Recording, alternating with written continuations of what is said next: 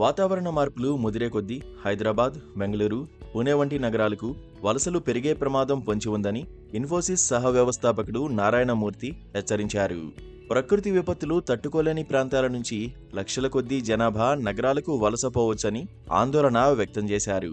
నానాటికి పెరుగుతున్న భూతాపం, తీవ్ర ప్రకృతి విపత్తులు భారీ స్థాయిలో వలసలకు దారితీస్తాయని అన్నారు.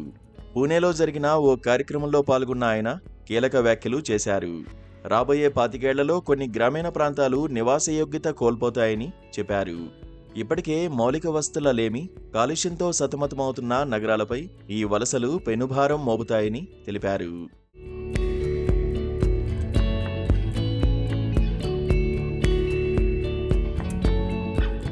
బెంగళూరు, పూణే, హైదరాబాద్ వంటి నగరాల్లో ఇప్పటికే అనేక సమస్యలు ఉన్నాయని ఎన్వి నారాయణమూర్తి గుర్తు చేశారు. కాలుష్యం, ట్రాఫిక్ రద్దీ వంటివి నగరాల్లో జనాలు నివసించలేని పరిస్థితి కల్పిస్తున్నాయని అన్నారు. పరిస్థితిని చక్కదిద్దేందుకు కార్పొరేట్ రంగం, రాజకీయ నాయకులు, ప్రభుత్వాధికారులు ఒక్కతాటిపైకి వచ్చి పరిష్కారాలు కనుగొనాలని పిలుపునిచ్చారు.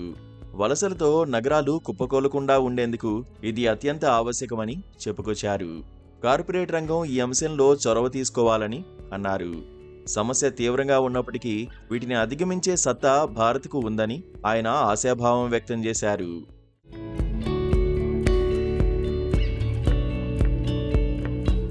2030 నాటికల్లా వాతావరణ లక్ష్యాలు, వలసల విషయంలో దేశం గణనీయమైన పురోగతి సాధిస్తుందన్న ఆశాభావం వ్యక్తం చేశారు. సమగ్ర కార్యాచరణతో సకాలంలో స్పందిస్తే ఈ సమస్యలను భారత్ సులువుగా అధిగమిస్తుందని ఆశాభావం వ్యక్తం చేశారు. నగరీకరణ వేగవంతం కావడం, జనాభా పెరుగుదల కారణంగా ఇప్పటికే దేశంలో అనేక నగరాలు తీవ్ర ఒత్తిడిని ఎదుర్కొంటున్నాయని నిపుణులు చెబుతున్నారు. ఇక వాతావరణ మార్పుల కారణంగా వలసలు పెరిగి సమస్య మరింత జటిలంగా మారుతుందని హెచ్చరిస్తున్నారు. మౌలిక వసతులు, వనరులకు తీవ్ర కొరత ఏర్పడుతుందని వార్నింగ్ ఇస్తున్నారు.